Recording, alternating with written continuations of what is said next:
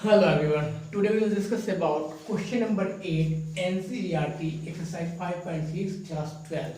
It's a very important question. बेटा ये बहुत बार क्वेश्चन आ चुका है आपके एग्जाम में, इसलिए मैं सोचा कि इस क्वेश्चन को मैं आपको सेपरेटली करके दिखाऊं अच्छे से। ठीक है, तो आप इसको अच्छे से कीजिएगा, खुद से भी कीजिएगा। क्वेश्चन दिया है if x equals to a bracket star cos t plus log tan t/2। Actually क्या होता है ना, इस क्वेश्चन कोई टफ नहीं है, बट इसको सॉल्यूशन जब करते हैं बच्चे ना, तो उसमें एक दो ऐसा स्टेप आता है, वहां जाके फंस जाते हैं। And y equals to a sin t। तो इसको कैसे सॉल्व करोगे? देखो, same as it is t है तो t के रिस्पेक्ट में डेरिवेटिव करेंगे, differentiation both side with respect to t लिख देंगे, फिर x वाले को पहले सॉल्व कर लेंगे, फिर y को डेरिवेटिव कर लेंगे, है ना।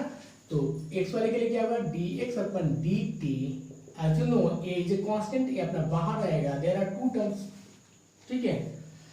Then we take d upon dt cos t plus d upon dt log tan t/2। इस बात को याद रखना बेटा, log का जो x होता है ना, वो x की जगह क्या है, tan t/2 है, और tan का जो एंगल है t/2 है। तो इस टाइप से चेन रूल यानी कंपोजिट फंक्शन का चेन रूल हमने सीखा है, उसके अकॉर्डिंग हमें इसको सॉल्व करेंगे। तो a बाहर, cos का derivative minus sine t plus log का डेरिवेटिव 1/x, और x की जगह tan t/2 है, तो tan t/2 लिखेंगे, और tan का डेरिवेटिव sec स्क्वायर t/2, फिर t/2 का भी तो डेरिवेटिव करेंगे, तो t/2 में 1/2 बाहर, t का डेरिवेटिव 1, इसलिए क्या आ जाएगा आपका 1/2 आ गया। आई होप यहाँ तक क्लियर हो गया। अब जब दिमाग में लगे, इतना छोड़ना नहीं है, आपको और सिंप्लीफिकेशन करना है। जैसे यहाँ साइन दिख रहा है, सबको साइन को उसमें चेंज करोगे तो कुछ नया मोड़ आ जाएगा इस क्वेश्चन में। a minus sine t plus cot, इसको लिखोगे 1/10 है तो कॉट हो जाएगा cot t/2, और कॉट मतलब ये क्या हो, cos t/2, cos t/2 अपन साइन t/2 लिख सकते हैं। इसके लिए सेक है तो 1/cos स्क्वायर t/2 लिख सकते हैं। ये 1/2 है, आप कहीं भी मल्टीप्लाई कर दीजिए, मतलब कि एज लाइक इस टाइप से हो जाएगा, आपका देखा जाएगा, है ना। क्लियर है? 2 से 2 कैंसिल, एक cos से एक cos कैंसिल आउट हो गया। अब देखो 2 sin t/2 cos t/2 क्या हो जाएगा, कोई बताएगा मुझे? 1/sin t लिख सकते हैं क्या, ट्वाइस एंगल से। अब इसका एंगल का एलसीएम लीजिए, तो एलसीएम जब लेंगे हम तो कितना आ जाएगा, एलसीएम लेंगे तो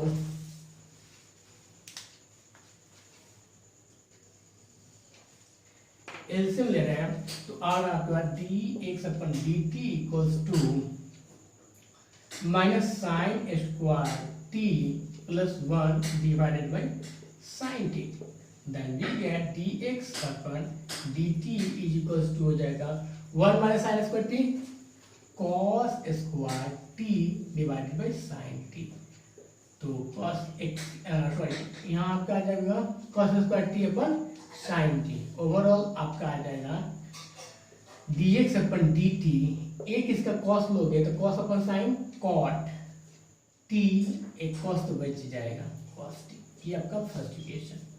और ये क्या था आपके पास याद है, y equals to a sine t है। बेटा आपका ये a आ रहा है यहाँ बाहर, तो इसमें भी आपका a है, ठीक है, क्लियर है। अब इसका क्या होगा, dy by dt equals to a cos t। This is your second equation. अब क्या करते हैं, सेकंड को फर्स्ट से डिवाइड, सिंपल अपना क्वेश्चन होगा, सेकंड डिवाइडेड बाई फर्स्ट किया तो dy बाई dx आया, और dy बाई dx की वैल्यू कितना आ जाएगा, a cos t अपन क्या आ जाएगा यहाँ, a cot t into cos t। a से a कैंसिल, cos से cos कैंसिल, ठीक है। dy by dx equals to क्या आ जाएगा, 1/cot कितना हो जाएगा, 1/cot t, यानी कि dy बाई dx कितना आ जाएगा, tan t। ये आपका आंसर हो जाएगा। बहुत सारे क्वेश्चन में क्या हो जाएगा, टी की वैल्यू देगा π/4 है तो डी और डी कितना होगा, ठीक है, जब π/4 डाल दीजिए आपका वैल्यू आ जाएगा, ठीक है 1। और भी क्वेश्चन आ जाएगा इसमें कि फाइंड d2y/x², उसको भी फाइंड कर। क्वेश्चन 9, एंगल थीटा दिख रहा, डिफरेंशिएशन कर देंगे, है ना, differentiation both side with respect to किससे, थीटा, तो dx पर d theta equals to a बार d से थीटा पर क्या हो जाएगा d थीटा, फिर y के लिए करोगे dy by d theta equals to b बार d tan theta upon d theta. अब क्या कर लेंगे, बस कुछ नहीं, सेक का डेरिवेटिव क्या होता है, ये तो कांस्टेंट है, sec theta tan theta ds upon d theta, ये फर्स्ट क्वेश्चन हो गया। इसके लिए क्या लिखोगे आप, dy बाई d थीटा आ जाएगा b सेक स्क्वायर थीटा, ये आपका सेकंड क्वेश्चन हो जाएगा। अब क्या करेंगे, इसके बाद सेकंड को फर्स्ट से डिवाइड कर लेंगे, तो कितना देगा dy by d theta, dy by dx is equals to b sec square theta पर a sec theta tan theta, एक से कैंसिल, यानी कि आ जाएगा आपके पास, ओवरऑल बात करें तो dy बाई dx की वैल्यू कितना आ जाएगी, b by a sec theta cot theta, है ना, sec theta cot theta. Clear है। क्वेश्चन 10 देखेंगे आप, क्वेश्चन 10 है x equals to a cos theta plus theta sin theta and y equals to a sin theta minus theta cos theta। बस तो कोई इसको, इसका एंगल क्या है, थीटा, इसलिए थीटा के रिस्पेक्ट में करेंगे same differentiation both side with respect to किससे, थीटा, तो फिर वही आ जाएगा, क्या आ जाएगा आपके पास d x upon d theta is equals to a constant आ गया d cos theta upon d theta plus d theta sin theta upon d theta. Got it. पहले इसको सॉल्व कर लेंगे, इसको करेंगे, तो इसमें क्या लगाएंगे, a बाहर d मतलब कि cos का क्या होगा माइनस साइन थीटा, अब इसे प्रोडक्ट पर डालेंगे, थीटा को छोड़ दिया, साइन का डेरिवेटिव करोगे cos थीटा, इस बार साइन को छोड़ोगे आप, थीटा का डेरिवेटिव करोगे तो 1 आ जाएगा। ये देखो साइन से ये साइन कैंसिल हो जाएगा, है ना, तो dx upon d theta equals to हो जाएगा a थीटा cos थीटा, ये आपका फर्स्ट इक्वेशन क्लियर हो गया होगा। Similarly y equals to a sin theta minus theta cos theta है, तो इसमें भी वही करेंगे, डिफरेंशिएशन करेंगे, तो क्या आ जाएगा dy by d theta equals to एक कांस्टेंट बाहर आ गया d sin theta upon d theta plus d theta cos theta upon d theta, overall आ जाएगा a बाहर cos थीटा प्लस थीटा को छोड़ोगे, cos का डेरिवेटिव करोगे तो माइनस साइन थीटा, फिर थीटा cos को छोड़ दोगे, थीटा को करोगे तो 1 आ जाएगा। अगर cos थीटा से cos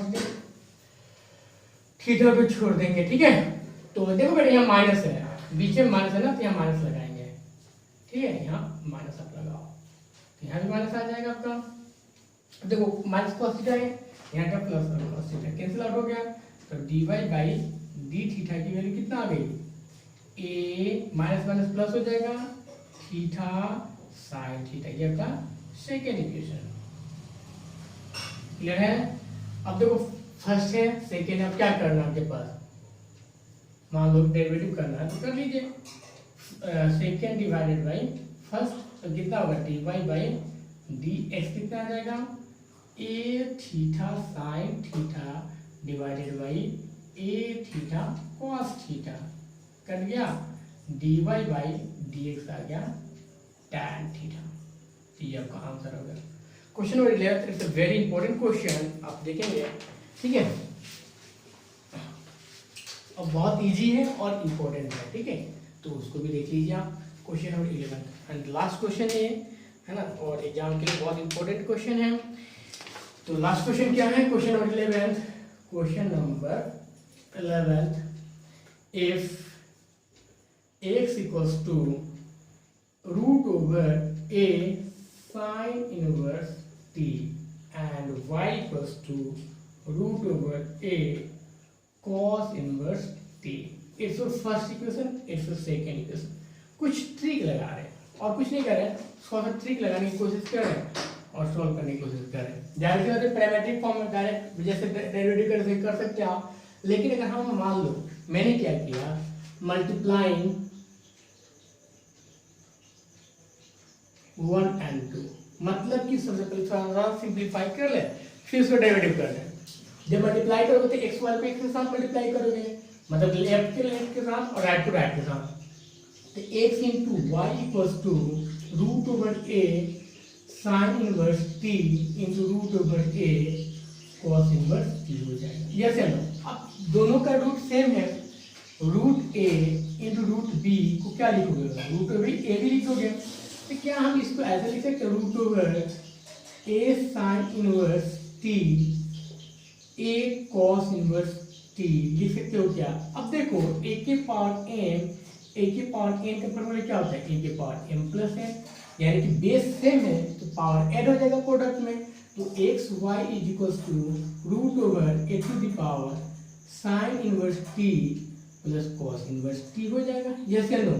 और चैप्टर सेकंड में हमने पढ़ा है कि sign inverse x plus cos inverse x, मतलब कि जब ट्रिग्नोमेट्रिक रेशियो सेम हो इसकी वैल्यू क्या हो जाएगा, π/2 हो जाएगा। ये तीन फॉर्मूला इसमें यूज हो रहा है, बेसिक तीन formula, root a root b a के पावर एम बी के power m sine inverse x plus cos inverse x π/2। तो क्या इसके लिए π/2 लिख सकते हैं, यानी कि x y equals to root over a to the power π/2 लिख सकते हैं क्या? अब आरएचएस क्या बन गया, आरएचएस फुल्ली कांस्टेंट बन गया।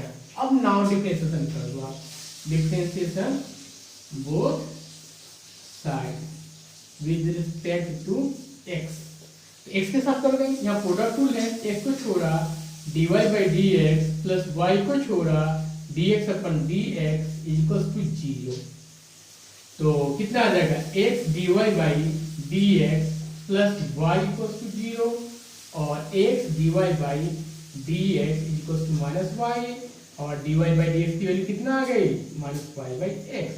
प्रूव भी हो गया, ये तो प्रूव करना था आपको, तो प्रूव करने से तो थोड़ा सा कर सकते हैं ऐसे, है ना। तो बेटा बहुत इंपॉर्टेंट क्वेश्चन है, क्वेश्चन 11th का और 10th भी है और 8th भी, मतलब ये तीनों क्वेश्चन बहुत इंपॉर्टेंट है। तो बेटा आपको मतलब अच्छे से इसको करना है, ठीक है। आई होप आपको अच्छे से क्लियर हो गया होगा, अच्छे से समझ में आ गया होगा, तो ऑनेस्टली इसको कीजिए कंप्लीट। Okay okay.